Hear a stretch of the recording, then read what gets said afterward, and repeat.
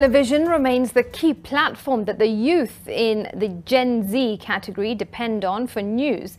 This is according to a report launched by the Aga Khan University.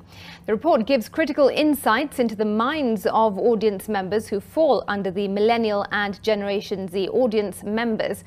The findings dispel many of the preconceived notions often peddled with the industry. Gina Kirori has more. It is time for a paradigm shift in the media. You may have heard this statement in the media space as the industry adapts to an audience with changing needs.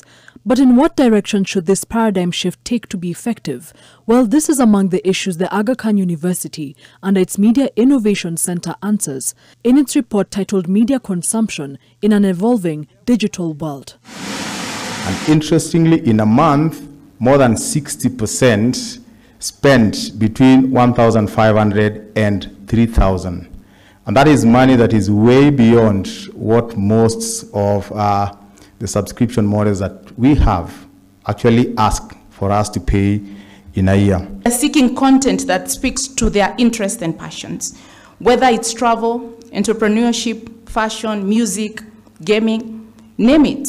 They want it all. Insights such as this give us the real idea that our audiences are increasingly not passive but actually active. They can express their ideas to us, and those ideas can then begin to determine even some of the things we do. That these audiences are actually not monolithic, they're dispersed. The Cabinet Secretary for Information, Communication and the Digital Economy lauded the research carried out by the Aga Khan University, but challenged legacy media to be keen on the adaptation of the findings and not rest on their laurels. As AI gains traction as the most consequential disruptor of how things are done, the biggest puzzle for executives or decision makers in the media and elsewhere is this bulging youthful population that is characterized by unique and fluid consumption and lifestyle characteristics.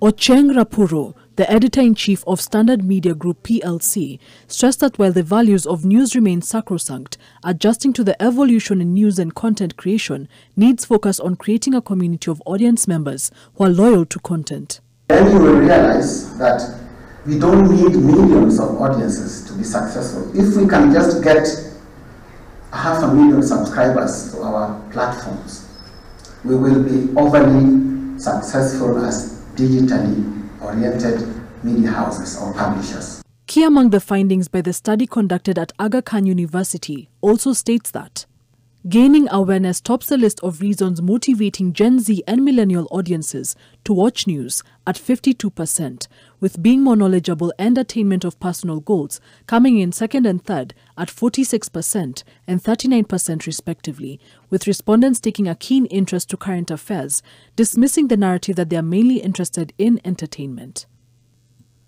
Other findings indicate that making money, becoming financially independent, and saving money are the topics the younger audience craves for most from the media, but they feel those needs are not being met. Interestingly, the report found that the highest number of those subscribing to paid-for content come from Eastern Kenya at 72%, Western 65%, Nairobi 54%, Rift Valley 66%, and Central Kenya at 62%. Television tops the platforms relied on for general information by Gen Zs and millennials in the report, followed by social media, radio stations, and newspapers. So I think when people say that they are willing to pay for content, we as media houses should be willing to take a risk and pilot.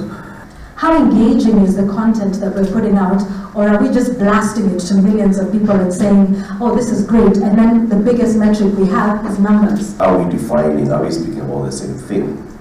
When we are asking them whether they're paying for content and our understanding of it, is it the same as their understanding of it? Because I know at the end of the day, via WhatsApp, I'll just find that clip somewhere.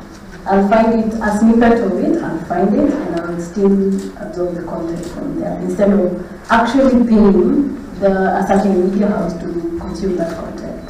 What kind of content are we going to create for this generation that is saying, I want to spend 3,000 shillings on you, but you have to give me some kind of content that makes me want to pay and come back. Gina Kirori, NTV.